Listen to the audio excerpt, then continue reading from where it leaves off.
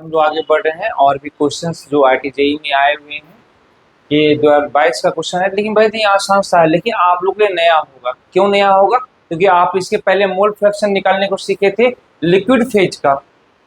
आज आप सीखने वाले वेपर फेज में मोल फ्रैक्शन कैसे निकाला जाए। तो पहले देखिएगा, पहले मैं इस क्वेश्चन को पढ़ने के पहले ही मैं आपको कुछ कंसेप्ट को मैं बातचीत करना चाहता हूँ।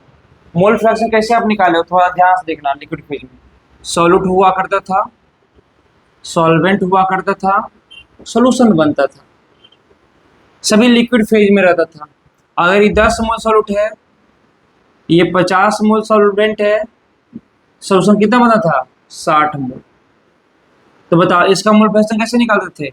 60 मोल सॉल्यूशन में 10 मोल सॉल्यूट है, तो बताओ एक मोल सॉल्यूशन में कितना मोल सॉल्यूट होगा? 10/60।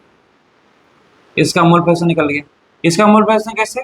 तो 60 मोल सॉल्यूशन में 50 मोल सॉल्वेंट, तो एक मोल सॉल्यूशन में कितना हो जाएगा? 50/60। ये लिक्विड फेज में मोल फ्रैक्शन आपने निकालने को सीखा था। क्या किए थे? जिसका मोल फ्रैक्शन निकालना था लिक्विड फेज में, उसका मोल divide by total mole of solution किए थे ना। ये गैसियस में फेज में नहीं था, ये आपका लिक्विड फेज में था। अगर यही बोल दिया जाए गैसियस फेज में, अब बताओ गैसियस फेज में कर दिया जाए, यहां तक लिक्विड था, ठीक है, यहां तक तुम निकाल दे रहे हो। अब वेपर फेज में बोलना जाए निकालने के लिए, तब क्या करना होगा? यहाँ पर पहले वेपर के रूप में देखना होगा कितना मोल ए है, और यहाँ पर भी देखना होगा वेपर फेज में कितना बी है। मतलब टोटल में ध्यान से समझना, यहाँ तक अगर मान लो कि लिक्विड है तो इसके ऊपर में गैस है, वोलेटाइलिक अगर रहा ए और बी, वोलेटाइल सॉल्यूट और सॉल्वेंट वोलेटाइलिक है, तो लिक्विड में भी कुछ तो रहबे करेगा। पेट्रोल देखे हो ना, पेट्रोल रख लिए एक कटोरा, क्या होगा? कुछ पेट्रोल रहेगा लिक्विड के रूप में, लेकिन कुछ पेट्रोल गैस के रूप में उड़ जाएगा। जस्ट लाइक वैसे समझो, वोलेटाइलिक सॉल्यूट है तो क्या होगा? कुछ लिक्विड के रूप में रहेगा, लेकिन कुछ गैस के रूप में बदल जाएगा। सॉल्वेंट भी वोलेटाइलिक है तो वो भी कुछ गैस के रूप में बदल जाएगा। तो बताओ गैसियस फेज में मोल फ्रैक्शन बताओ ए का और बी का कैसे निकालोगे?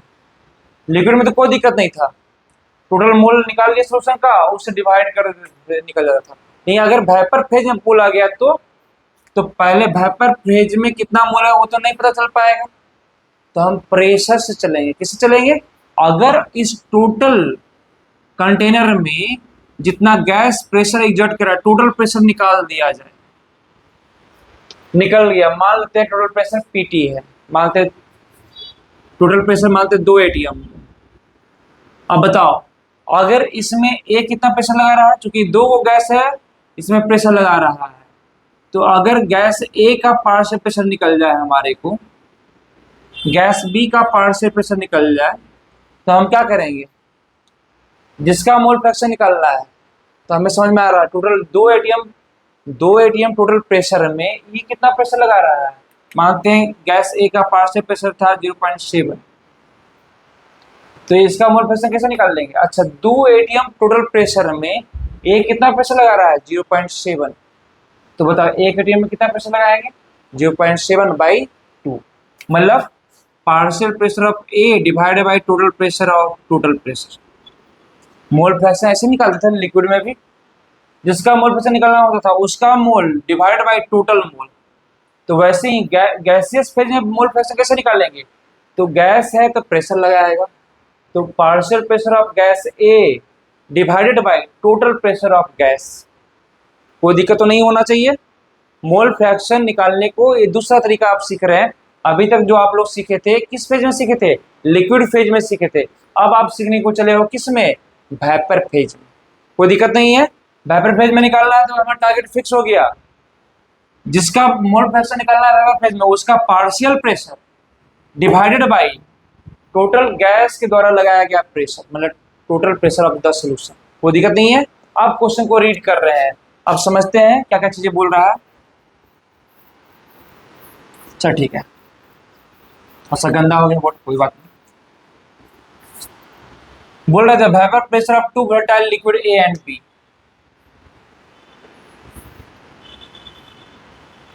एक ए है एक बी है, दोनों लिक्विड फेज में था, लेकिन दोनों वोलेटाइलिक है।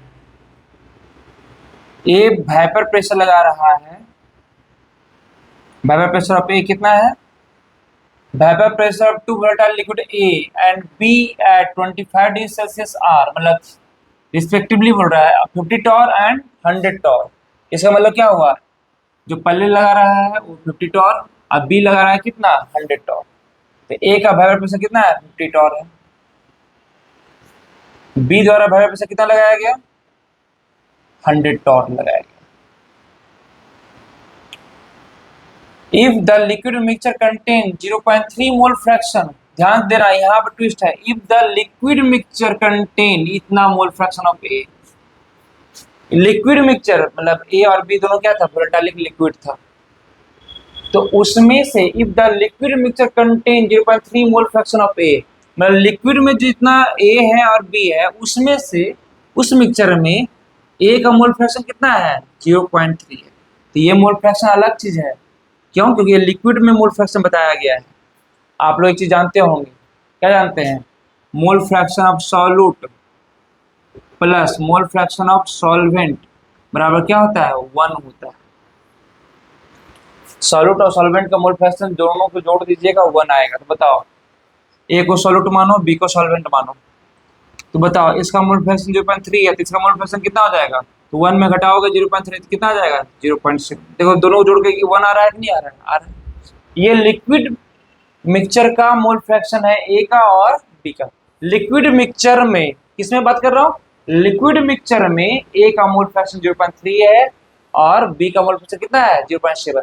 लेकिन पूछ क्या रहा है, ध्यान दे, then the mole fraction of liquid B, then the mole fraction of liquid B in the vapor phase, liquid B का मोल फ्रैक्शन बताओ, लिक्विड B का मोल फ्रैक्शन बताओ वेपर फेज में, मतलब गैस के रूप में आ गया होगा यहाँ पर ए भी, कुछ गैस ए भी उड़ के आया होगा, कुछ गैस बी भी होगा।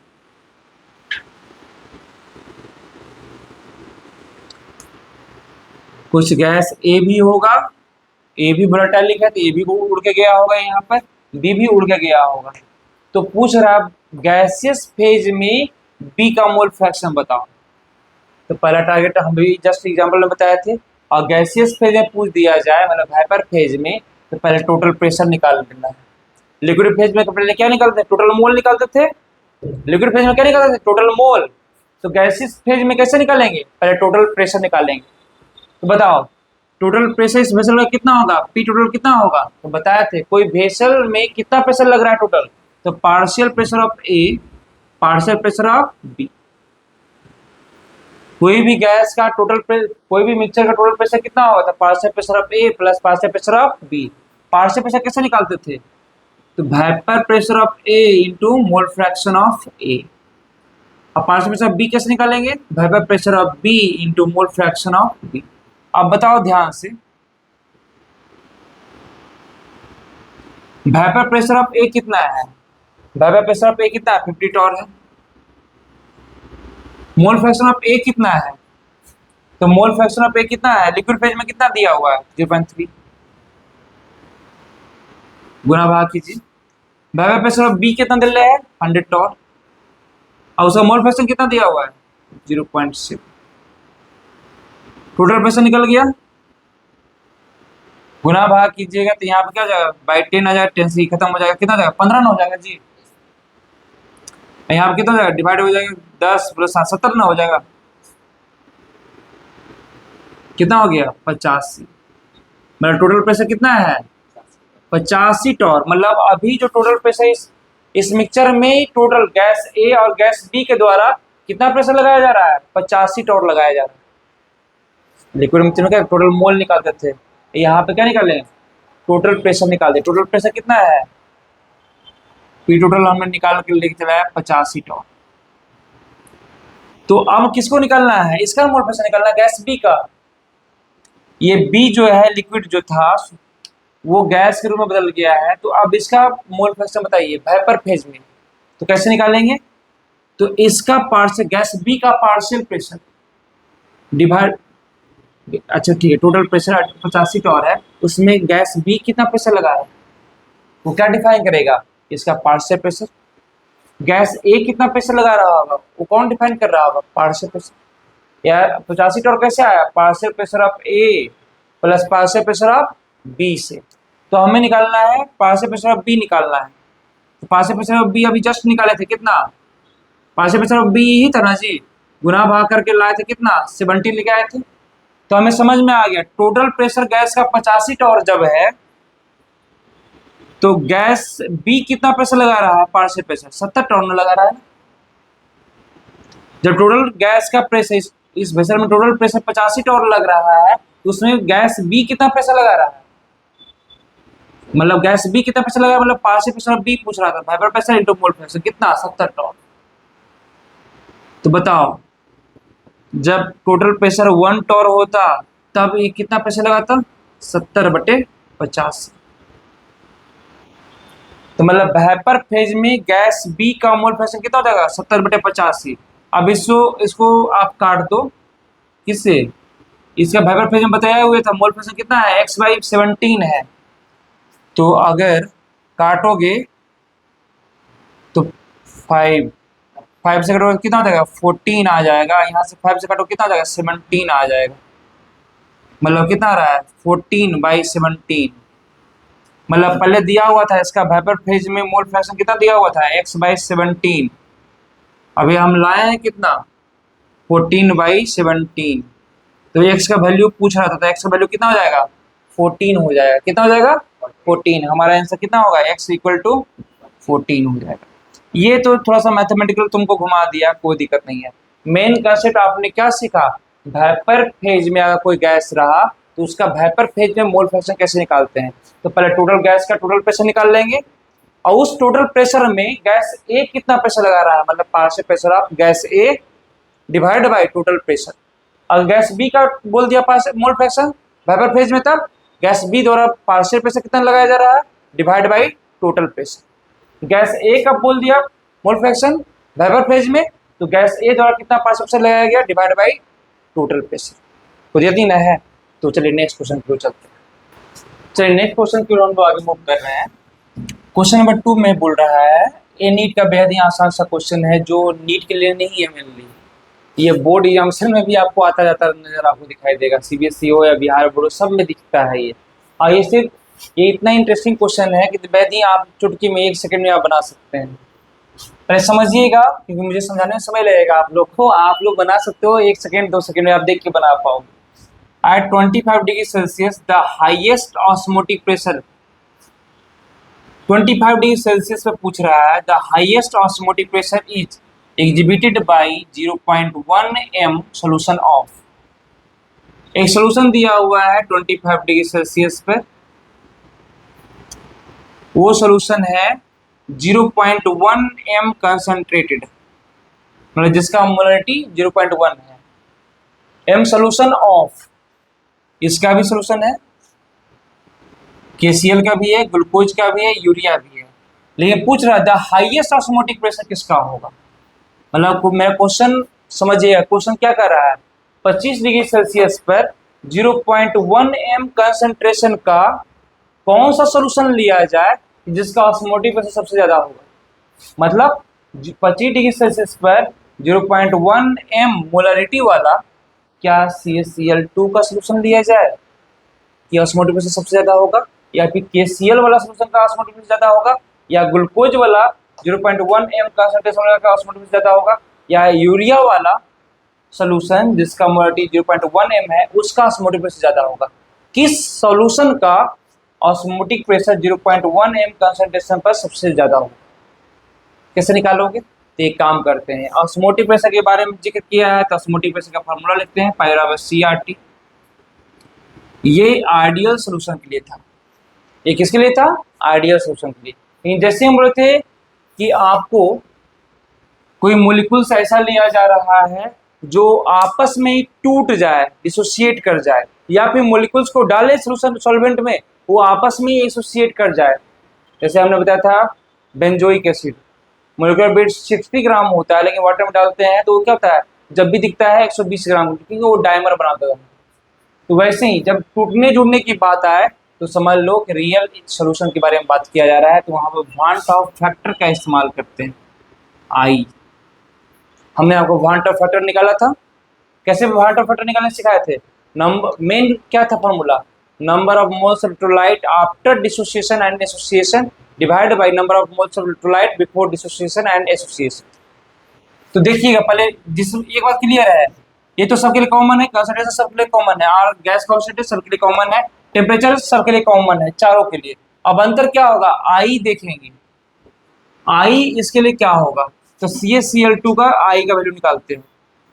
बताओ ये टूटेगा तो किसमें टूटेगा, Ca+2 में और 2 क्लोरीन में। बताओ मानते हैं ये 1 मोल शुरुआत में लेते हैं T0 टाइम पर, तो कितना मोल बनेगा ये T0 टाइम का मतलब क्या होगा, जब रिएक्शन नहीं हुआ है, टूटा नहीं है, तो क्या होगा 0 मोल ये भी बनेगा, ये भी कितना मोल बनेगा 0। तो बताओ कुछ समय के बाद, टी टाइम के बाद जब जाओगे, ये चूंकि आयनिक बॉन्ड है, आयनिक कंपाउंड है, वाटर में डालोगे तो 100% आयनाइज कर जाएगा, 100% आयनाइज कर जाएगा। तो बताओ टूटने के बाद ये क्या मोल बचा हुआ रह जाएगा, क्योंकि स्ट्रॉन्ग इलेक्ट्रोलाइट में से आता है, क्योंकि आयनिक बॉन्ड नहीं है बनाए हुए हैं, तो 100% टूट जाएगा वाटर में, तो ये कितना बचेगा 0। तो बताओ ये कितना बनेगा, एक मुर्गा मान लो, उसको एक मुर्गा काटते तो 1 मुड़ी मिलता है, बताओ क्या मुर्गा काटे हो, 1 मुर्गा काट दिया हो ना जी, तो कितना मुड़ी मिलेगा 1। बताओ कितना लेग पीस मिलेगा, 1 मुर्गा काटते हैं 2 लेग पीस मिलता है, तो बताओ क्या मुर्गा काटे हो, 1 मुर्गा लिए थे शुरुआत में, अब कितना बचा हुआ रह गया 0, अब एक भी मुर्गा नहीं बचा, मतलब 1 मुर्गा काट दिया, तो 1 मुर्गा काटो कितना लेग पीस मिलेगा 2। तो वाटर फटर निकालो, number of moles of electrolyte after dissociation, टूटने के बाद मुर्गा को तोड़े उसके बाद कितना बचा, तो सर ये इलेक्ट्रोलाइट 0 मोल बचा। कैल्शियम+2 जैसा कितना मिला 1 मोल मिला, और क्लोरीन जैसा कितना मिला 2, डिवाइडेड बाय टूटने के पहले कितना मोल ऑफ इलेक्ट्रोलाइट था, CaCl2 1 मोल था, Ca+2 0 मोल था शुरुआत में, और Cl- भी कितना था 0 था। तो बताओ आई का वैल्यू कितना हो गया 3/1, मतलब इसका आई का वैल्यू कितना हो गया 3। अब इतना गुना भाग करेंगे नहीं, आइसू भी देख लेंगे, ये टूटेगा एक CaCl2, अगर एक CaCl2 टूटेगा, ध्यान से इसको थोड़ा मिटा के बड़ा लिख रहा हूँ, एक CaCl2 टूटेगा तो क्या बनेगा, एक वो कैल्शियम आयन मिलेगा और 2 गो क्लोरीन आयन मिलेगा, 2 गो क्लोरीन आयन मिलेगा, तो टोटल वाटर फटर कितना हो जाएगा 3 गो। यहाँ पे देखोगे ये वाटर में डालोगे, ये भी आयनिक कंपाउंड है, क्योंकि पोटेशियम है और क्लोरीन है, बहुत बढ़िया कैटायन भी है, अच्छा एनायन भी है, आयनिक बॉन्डिंग है, ये भी टूटेगा, तो एगो कैटायन में टूटेगा, एगो एनायन में, कि इसमें कितना टूटने के बाद क्या आयन मिल रहा है 2 गो, टूटने के बाद 2 मोलिक्यूल मिलेगा, 2 आयन मिलेगा, और टूटने के पहले कितना इलेक्ट्रोलाइट था, एक ही को था ना, अकेला था, 2, इसका आई का वैल्यू कितना आ जाएगा 2 आ जाएगा, क्योंकि 2 ही आयन में टूट रहा है, इसका आई का वैल्यू कितना आ जाएगा 3, क्योंकि 3 आयन में टूट रहा है, कैल्शियम में या 2 क्लोरीन में, ये ग्लूकोज। सर ये आयनिक बॉन्ड नहीं बनाता है, सर टूटने वाला 100% नहीं टूटेगा, तो इसकी बात ही नहीं करेंगे। यूरिया की भी बात हुई है, क्योंकि आयनिक बॉन्ड बनाता नहीं है, इसकी बात करेंगे नहीं। तो सबसे ज्यादा वाटर फटर किसका होगा, तो देखोगे तो CaCl2 का वाटर फटर कितना है 3 है, जानते हैं जिसका वाटर फटर ज्यादा होगा उसका ऑस्मोटिक प्रेशर भी ज्यादा होगा, तो सबसे ज्यादा ऑस्मोटिक प्रेशर कौन लगाएगा, ऑप्शन ए हमारा करेक्ट आंसर होगा। देखते सब टिक मारिएगा जितना ज्यादा आयन बना रहा है। अगर इसी में क्वेश्चन रहता है ऐसा Al2SO4 का होल थ्राइस, तो बताओ इसका वाटर फटर कितना हो जाता, कितना आयन में टूटेगा, ऐसा क्या अल्युमिनियम आयन में टूटेगा 2 गो, ये टूटेगा किस में टूटेगा, ध्यान से देखना इसको, 2 गो अल्युमिनियम+3 में टूटेगा, और क्या टूटता आयन के रूप में देखना, एटम के रूप में नहीं देखना, आयन के रूप में क्या टूटेगा 3 गो सल्फेट आयन में टूटेगा, तो इसमें वाटर फटर कितना होता, टूटने के पहले कितना था 1 मोल था, टूटने के बाद क्या आयन बन रहा है 2 आयन अल्युमिनियम का, 3 आयन किसका सल्फेट का, 5/1 होता है इसका, वाटर फटर कितना होता 5 हो जाता। ये नहीं कि एटम को भी अलग अलग कर लेना, ये सल्फेट है एक साथ में रहेगा तब नेगेटिव आयंस बन पाएगा, कोई दिक्कत नहीं है। तो नेक्स्ट क्वेश्चन क्यों, चलिए नेक्स्ट क्वेश्चन क्यों हम लोग आगे बढ़ रहे हैं। At 20 degree Celsius the vapour pressure of benzene, 20 degree Celsius fix कर दिया गया है, the vapour pressure of benzene is इतना टॉर, बेंजीन के बारे में बोल रहा है, ध्यान दीजिएगा, बेंजीन का वेपर प्रेशर कितना है 70 टॉर है, and that of methyl benzene is 20 torr, methyl benzene का वेपर प्रेशर इतना टॉर है, अब बेंजीन का वेपर प्रेशर कितना है इतना टॉर, मिथाइल बेंजीन बोलिए या फिर बोलिए टॉलिन, बात बराबर है, आप लोग समझते होंगे, मिथाइल बेंजीन मतलब बेंजीन लीजिए और उसमें एक मिथाइल को जोड़ दीजिए। टॉलिन बोलिए या मिथाइल बेंजीन बोलिए, कोई दिक्कत नहीं होना चाहिए। The mole fraction of benzene in the vapor phase is at 20 degree Celsius. क्या बोल रहा है? Mole fraction of benzene in the vapour phase at 20 degree Celsius above on a equimolar mixture. एक नया चीज दिया हुआ है, कौन सा? Equimolar mixture. इक्विमोलर मिक्सचर का मतलब क्या हुआ? अगर दो कंपोनेंट है ए एंड बी, तो बोले इक्विमोलर मिक्सचर मतलब ए भी एक मोल है और बी भी एक मोल है। एंड मिथाइल बेंजीन इज, कोई दिक्कत नहीं। पूछ क्या रहा है? The mole fraction of benzene, mole fraction of benzene in the vapour phase at 20 degree Celsius above on a equimolar mixture of benzene and methyl benzene। किसका मोल फ्रैक्शन पूछ रहा है? बेंजीन का पूछ रहा है, वेपर फेज में पूछ रहा है। पहला जो क्वेश्चन बताए थे उसी जैसा सिमिलर है। चलिए इस डायग्राम में आप आते हैं। बेंजीन है C6H6, मिथाइल बेंजीन क्या हो जाएगा? C7H6 होना चाहिए था, C7 ठीक है, H5 हो जाएगा और उसमें 3 जुड़ जाएगा 8। मिथाइल बेंजीन का फॉर्मूला ये ना हो जाएगा जी। बेंजीन का फॉर्मूला क्या होता था? C6H6 होता था, तो उसमें एक कार्बन बढ़ा दिया गया तो 7 हो जाएगा और 3 हाइड्रोजन भी बढ़ गया। एक हाइड्रोजन घटाइए और 3 हाइड्रोजन जोड़ दीजिए। एक हाइड्रोजन घटाइए 5 + 3 8, मिथाइल बेंजीन। कोई दिक्कत नहीं है, ऐसे ए और बी भी मान लो, मिथाइल को बेंजीन को ए मान लो और मिथाइल बेंजीन को बी भी मान लो, तभी कोई दिक्कत नहीं होगा। इसका वेपर प्रेशर दिया हुआ है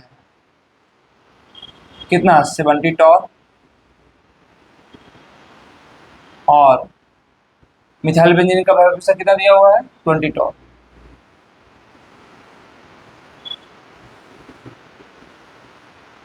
the mole fraction of benzene, the mole fraction of benzene, इसका मोल फ्रैक्शन बताइए। बेंजीन जो है ना उसका मोल फ्रैक्शन बताइए इन वेपर फेज।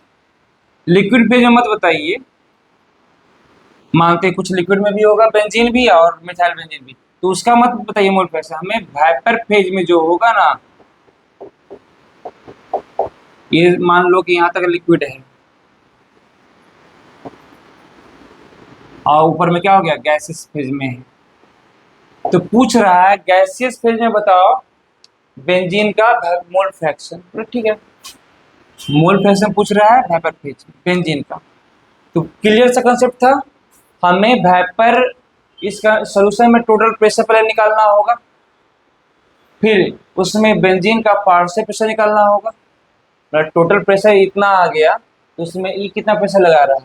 हम बता, जब दो गैस मिक्सचर होता है तो उसमें जो गैस ए जो प्रेशर लगाता है वो पार्शियल प्रेशर ऑफ ए कहलाता है, उसमें गैस बी जो प्रेशर लगाता है वो पार्शियल प्रेशर ऑफ बी कहलाता है। ठीक है, तो अब निकालते हैं।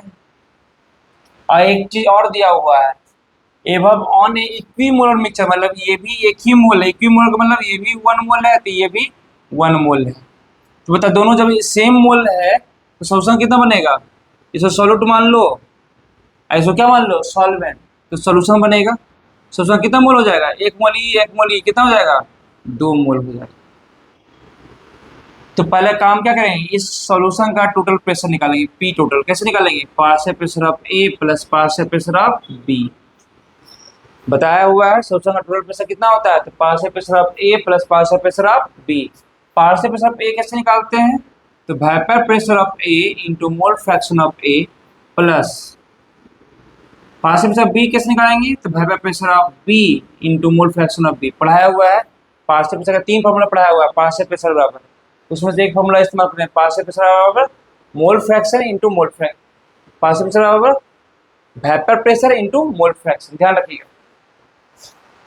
ठीक है, पार्शियल प्रेशर ऑफ ए दिया हुआ था ना, यहाँ पर क्या था? बेंजीन के बारे में बताओ। बेंजीन को ए मान लेते, बेंजीन को ए मान लेते, कोई दिक्कत नहीं ना होगा, अगर कहीं फॉर्मूला का मान इस्तेमाल नहीं करना है। मिथाइल बेंजीन को बी मान लो, कोई दिक्कत नहीं, ये लिखना आसान हो जाएगा।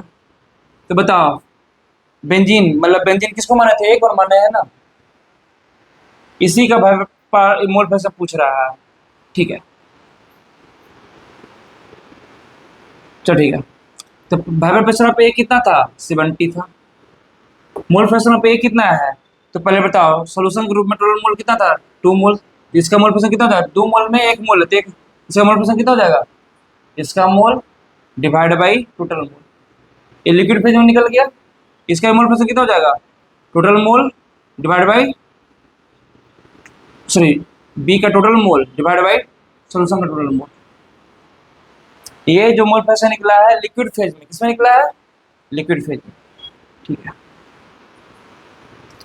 तो बताओ बेंजीन का मोल फ्रैक्शन कितना निकल का आया है, 1/2। तो याद रखिएगा ए और बी करते समय घबराना नहीं है, बेंजीन को हम ए मान लिए हैं, मिथाइल बेंजीन को बी मान लिया है, क्योंकि कहीं पे फॉर्मूला का इस्तेमाल नहीं। तो बताओ ये कौन है, मिथाइल बेंजीन है जी। बी किसको माने थे, मिथाइल बेंजीन को। मिथाइल बेंजीन का वेपर प्रेशर कितना था, 20 था, और उसका मोल फ्रैक्शन कितना आया है, 1/2 ही आया है।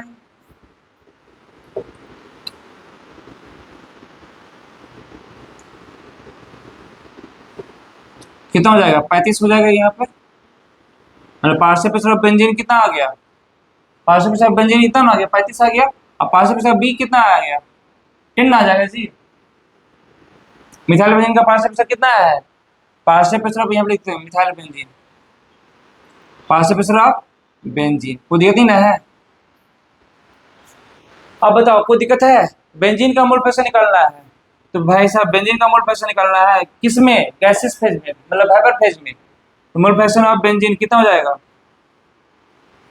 टोटल प्रेशर कितना हुआ, टोटल प्रेशर जोड़ो कितना आ जाएगा, 45 ना हो जाएगा, कितना हो जाएगा, 45 टॉर हो जाएगा, कितना हो जाएगा, 45 टॉर। टोटल प्रेशर कितना है, 45 टॉर है, कोई दिक्कत नहीं है, यहाँ पे कट रहा होगा थोड़ा बहुत। टोटल प्रेशर कितना है, 45 टॉर है, तो थोड़ा सा इधर कर देते हैं, 45 टॉर। टोटल प्रेशर 45 टॉर है, उसमें बेंजीन कितना प्रेशर लगा रहा है, तो बेंजीन कितना प्रेशर लगा रहा है, पार्शियल प्रेशर कितना दे रहा है, 35।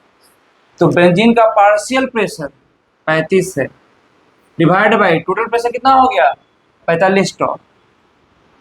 मतलब 45 इस टोटल गैस का प्रेशर है 45 टॉर, उसमें से बेंजीन कितना पार्शियल, तो वेपर प्रेशर दल रहा था ना बेंजीन का, पार्शियल प्रेशर कितना लगा रहा है, 35 टॉर, कितना लगा रहा है, तो 45 टॉर प्रेशर में बेंजीन कितना लगा रहा है, 35 टॉर। तो 1 टॉर प्रेशर में कितना लगाएगा, 35/45। मतलब जिसका मोल प्रेशर निकालना है वेपर फेज में, उसका partial pressure divide by total pressure, गुना भाग कीजिएगा, आपका आंसर कितना आ रहा है, 0.77। कोई दिक्कत नहीं होना चाहिए, यही हमारा करेक्ट आंसर है। तो नेक्स्ट क्वेश्चन पे चलते हैं। हमारा नेक्स्ट क्वेश्चन नंबर 4 है, जो नीट में आया हुआ, बेहद ही आसान सा क्वेश्चन है। देखो आसान क्या है हार्ड क्या है, बस एक ही चीज़ों पर डिपेंड करता है, तुमको समझ में आ रहा है आसान है, नहीं समझ में आ रहा नहीं बन रहा है वो हार्ड क्वेश्चन। तो पहले अगर हार्ड लग रहा है तो पहले एक बार वीडियो को देखो, बनाओ, कॉपी पे उतारो, और फिर उसको दोबारा तिबारा 3 बार 4 बार बनाओ, और तब भी डाउट हो गया तो फिर हम क्लास में अवेलेबल हैं, आप हमसे पहले आते सर पूछ लीजिए, सर ये वाला क्वेश्चन में हमको यहाँ पर डाउट हो गया, हम बिल्कुल समझाएंगे, लेकिन फिर आप बनाइए, ठीक है। इन वाटर सेचुरेटेड एयर, ये एक इंटरेस्टिंग कंसेप्ट है, वाटर सेचुरेटेड एयर मतलब गला दर्द कर जाता है। वाटर सेचुरेटेड एयर का मतलब क्या हुआ, ध्यान समझिएगा। वाटर सेचुरेटेड एयर का मतलब क्या है, मॉइस्ट एयर। मॉइस्ट एयर मतलब समझ में आता है, मॉइस्ट एयर में वाटर वेपर भी रहेगा, वाटर का भी कुछ कण रहेगा, और ड्राई एयर भी रहेगा। मतलब क्या बोल रहा है, वाटर सेचुरेटेड एयर मतलब एयर तो है ही है, मतलब वाटर से, देखो यहाँ पे लिख देता हूँ, water saturated, water saturated air का मतलब क्या हुआ, उसमें वाटर वेपर भी रहे, वाटर लिक्विड में भी होता है, गैस में भी होता है, सॉलिड में भी होता है। तो यहाँ पर क्या होना चाहिए, वाटर गैस के रूप में होना चाहिए, किस रूप में होना चाहिए, वाटर गैस के रूप में है, मतलब वाटर वेपर है, यहाँ पर कौन सा है, वाटर वेपर के रूप में है, प्लस साथ में कौन होगा, ड्राई गैस भी होगा। वाटर सेचुरेटेड एयर कहने का मतलब है कि मॉइस्ट गैस, ठंडा वाला हवा, ठंडा हवा में क्या है, ड्राई गैस भी होगा और उसके साथ वाटर का मॉइस्चर भी होता है, हमको ठंडा लगता है। वैसे ही वाटर सैचुरेटेड एयर का मतलब क्या हुआ, वाटर वेपर के रूप में भी है और उसके साथ साथ वेपर के साथ साथ कौन सा है, ड्राई गैस भी उसमें शामिल है। तो उस कंबाइंड रूप के एयर को हम लोग क्या कहेंगे, वाटर सैचुरेटेड एयर बोलेंगे। क्या बोलेंगे, वाटर सैचुरेटेड एयर बोलेंगे। समझ में आ गया होगा वाटर सैचुरेटेड एयर किसे कह रहे हैं। तो ठीक है, आप इसको मिटा देते हैं। Water saturated air, the mole fraction of water vapour, mole fraction of water vapour, water vapour जो है ना उसका मोल फ्रैक्शन दिया हुआ है। The mole fraction of water vapour is 0.2। Water vapour का मोल फ्रैक्शन देने का मतलब क्या है, वेपर फेज में दिया है कि लिक्विड फेज में दिया है, पहले समझना। वाटर वेपर का बोला गया है, वाटर लिक्विड में तो नहीं बोला गया ना, वेपर के रूप में उसका मोल फ्रैक्शन दिया हुआ, मतलब वेपर फेज में मोल फ्रैक्शन दिया हुआ, किसने दिया हुआ है, पहले समझ में आ रहा है ना।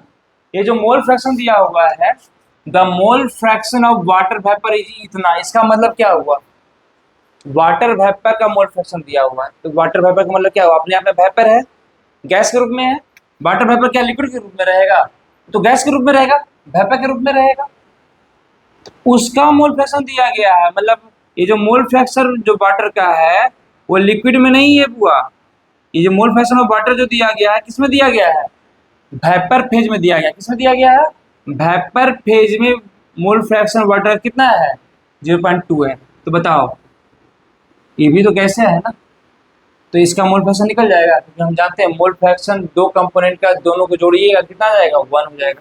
इसका मोल फ्रैक्शन वेपर में, इसका मोल फ्रैक्शन वेपर में मिला कितना आना चाहिए, 1 आना चाहिए। तो 1 में घटा देंगे कितना आ जाएगा, इसका मोल फ्रैक्शन कितना आ जाएगा, 0.98 आ जाना चाहिए।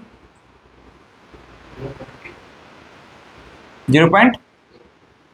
अच्छा, क्वेश्चन में क्या दिया हुआ था, 0.2 दिया हुआ था, कितना आ जाएगा, 0.8 आ जाएगा। कोई दिक्कत नहीं है।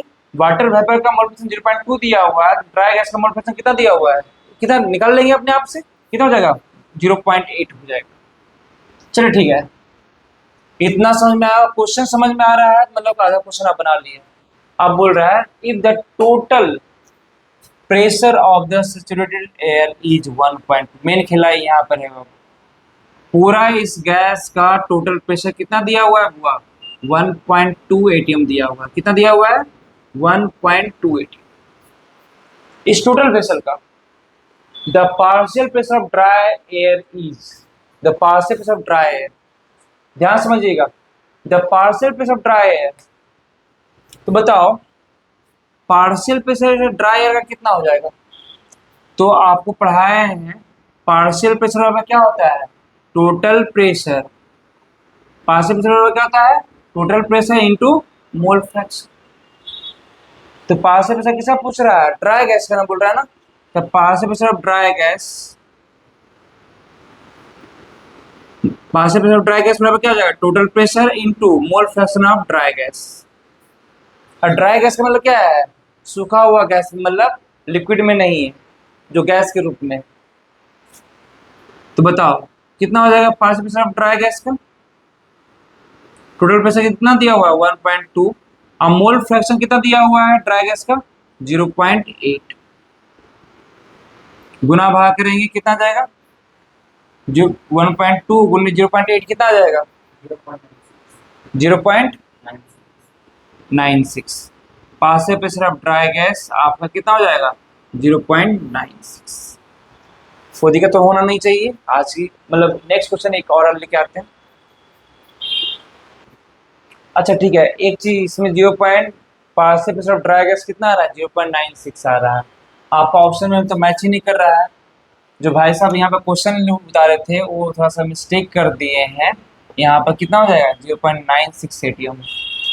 ठीक है, तो चलिए नेक्स्ट क्वेश्चन पर चल रहे हैं, जो बेहद ही आसान से वाट ऑफ वाटर किससे लेके आ रहे हैं हम लोग, कैसे, विच, क्वेश्चन नंबर 5 है, which one of the following 0.06 m aqueous solution has lowest freezing point, मतलब कंसंट्रेशन दिया हुआ है, बताओ इस कंसंट्रेशन में किसका सोल्यूशन का लोएस्ट फ्रीजिंग पॉइंट होगा। फ्रीजिंग पॉइंट कहाँ पर आपसे मतलब रखा था, depression freezing point delta T F आप लोग जानते थे इक्वल टू क्या होता था, K F into a small M molality.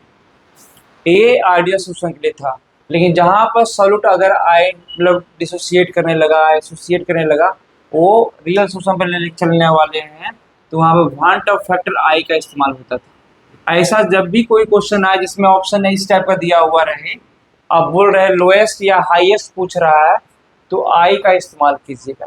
Depression in freezing point, सबसे ज़्यादा डिप्रेशन किसका होगा, किसका फ्रीजिंग पॉइंट सबसे ज़्यादा डिप्रेस करेगा, तो सर आई के डायरेक्टली प्रोपोर्शनल है। जिसका आई का वैल्यू ज़्यादा होगा उसका डिप्रेशन ऑफ फ्रीजिंग पॉइंट क्या होगा, ज़्यादा होगा।